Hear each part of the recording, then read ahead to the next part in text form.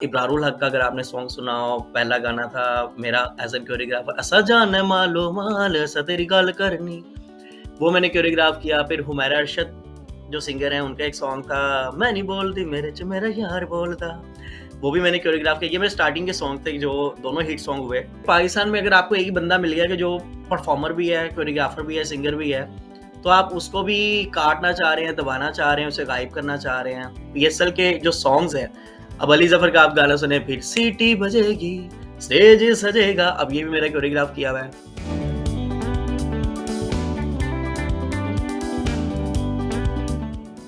Pakistani music industry का मुनफरिद नाम Sonu dangerous, एक ऐसा आर्टिस्ट जिसने अपने बोल्ड अंदाज, मुनफरिद स्टेज परफॉर्मेंस और हिप हॉप म्यूज़िक से अलग पहचान बनाई।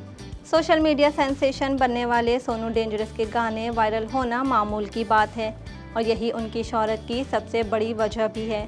सोनू डेंजरस ने म्यूज़िक इंडस्ट्री में अपनी एक ख़ास जगह बनाई और अपनी शनाख्त को मज़ीद मजबूत करने के लिए मुसलसल काम कर रहे हैं। Welcome to the show Sonu. सबसे पहले आप हमें अपने नाम सोनू डेंजरस की कहानी सुनाएं कि ये कैसे रखा, आपके इस अनोखे नाम के पीछे की क्या खास कहानी है। सोनू डेंजरस जो नाम है, बेसिकली पाकिस्तान में फर्स्ट टाइम माइकल जैक्सन को इंट्रोड्यूस करवाया था मैंने। उनकी परफॉर्मेंस मैंने की थी डेंजरस, माइकल जैक्सन की बड़ी हिट परफॉर्मेंस थी।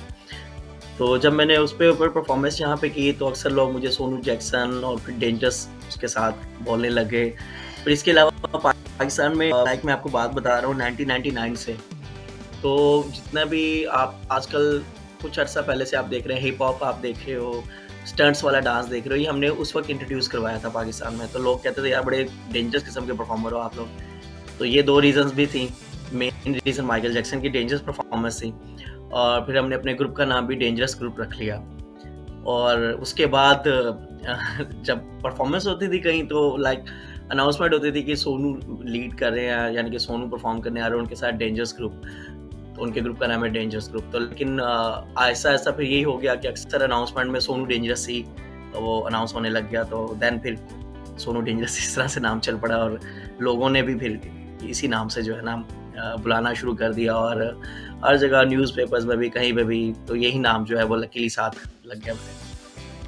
आपने हिप हॉप और रैप मौसीकी में कदम रखा, आपका सफ़र कहाँ से शुरू हुआ? क्या कोई ख़ास लम्हा था जब आपने ये सोचा कि मौसीकी ही आपका असली रास्ता है?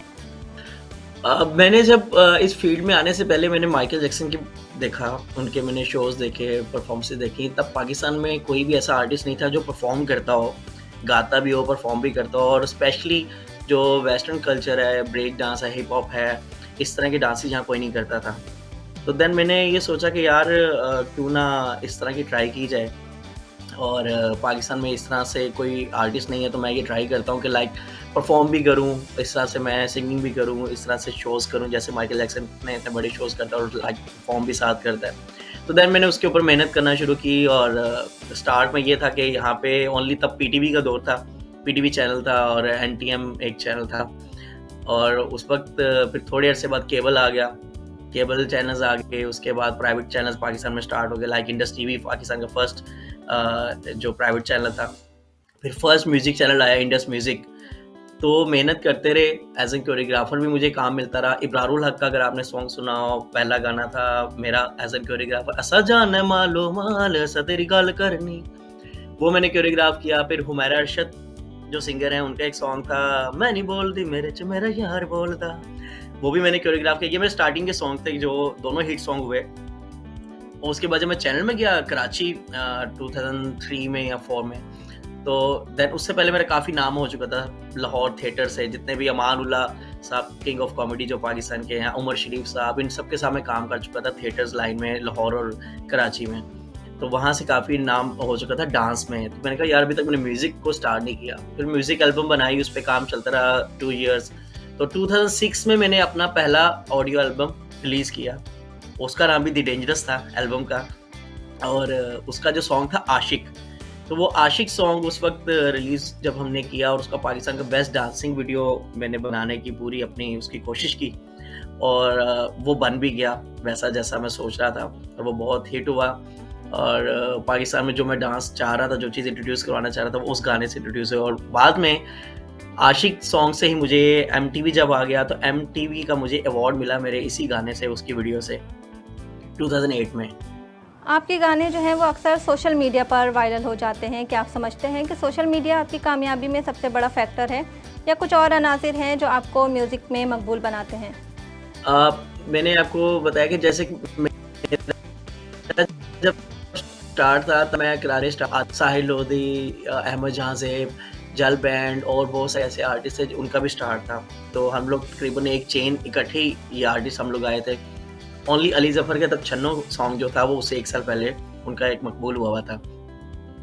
तो तब चैनल्स का दौर था, लाइक 2010 तक तो जो है ना सोशल मीडिया का इतना यहाँ पे रुझान नहीं था, किसी को इतना नहीं था। ना बहुत सारे आर्टिस्ट हैं पाकिस्तान के ऐसे जैसे कि फ़ाकिर हैं, हारून हैं, अली अज़मत हैं और बहुत सारे आर्टिस्ट हैं। आप देखो ना सोशल मीडिया के वो करीब नहीं होंगे उतना, क्योंकि जो चैनल से आप करते आ रहे हैं काम, जो उस तरह से पब्लिकली अपने इवेंट्स कर रहे हैं, शोज़ कर रहे हैं, उन्होंने सोशल मीडिया की तरफ इतना रुझान नहीं किया। लाइक मेरा भी ऐसे था कि मैं अपने चैनल्स इवेंट्स ज़्यादा करता था, टीवी के काम कर रहा हूँ, कोरियोग्राफी कर रहा हूँ, इवेंट्स कर रहा हूँ और अपने परफॉर्मेंसेस कर रहा हूँ, तो हमारे पास इतना टाइम भी नहीं होता था कि हम लोग एक छोटी स्क्रीन के लिए उस स्पेशल डेली उसके लिए वीडियोज़ बनाएँ, उसके लिए डेली इस तरह से चीज़ें करें।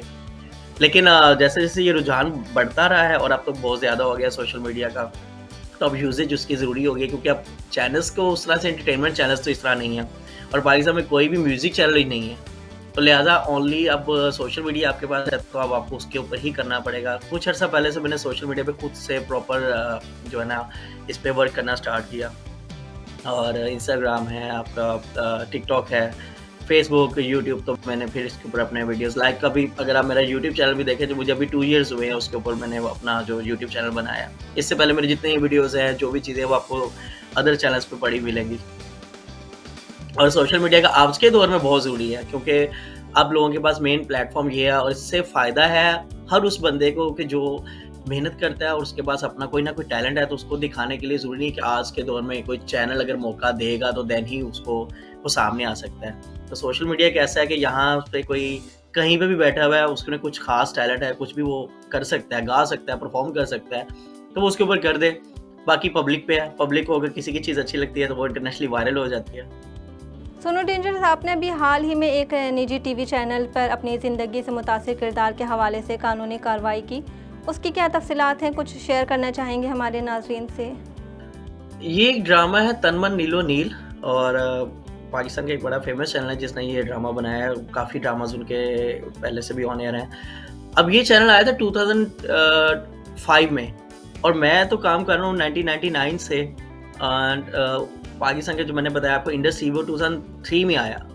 तो मैं तो तब से ही काम कर रहा हूँ। अगर ये कहें कि जी नहीं हम इसे जानते नहीं हैं और ये खुद से ऐसे इसने एलिगेशन लगाए हैं, तो ऐसी तो कोई बात नहीं है।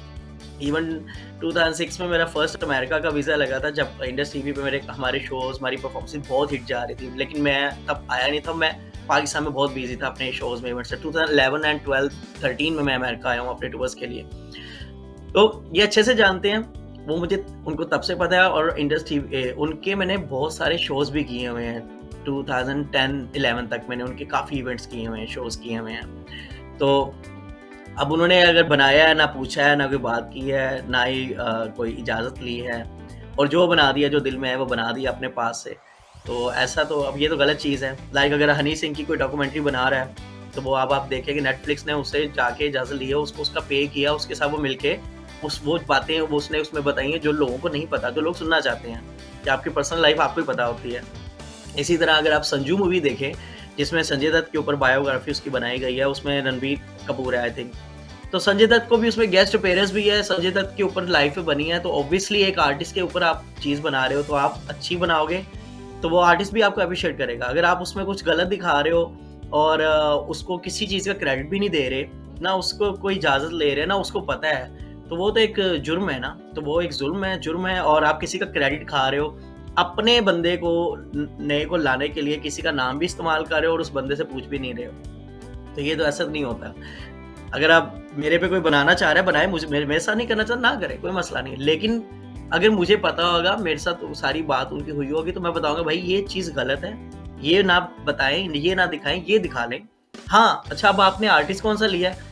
आप एक पाकिस्तान में अगर आपको एक ही बंदा मिल गया कि जो परफॉर्मर भी है, कोरियोग्राफर भी है, सिंगर भी है, तो आप उसको भी काटना चाह रहे हैं, दबाना चाह रहे हैं, उसे गायब करना चाह रहे हैं, तो वैसे भी यहाँ पे लेजेंड्स को, बहुत सारे लेजेंड्स को गायब कर दिया गया है, उनकी वो उस तरह से रिस्पेक्ट नहीं की गई। ये तो बहुत सारे आर्टिस्ट बोलते भी हैं और हम सब इसी इंडस्ट्री का हिस्सा हैं। वैसे छोटी-सी इंडस्ट्री है पाकिस्तान की।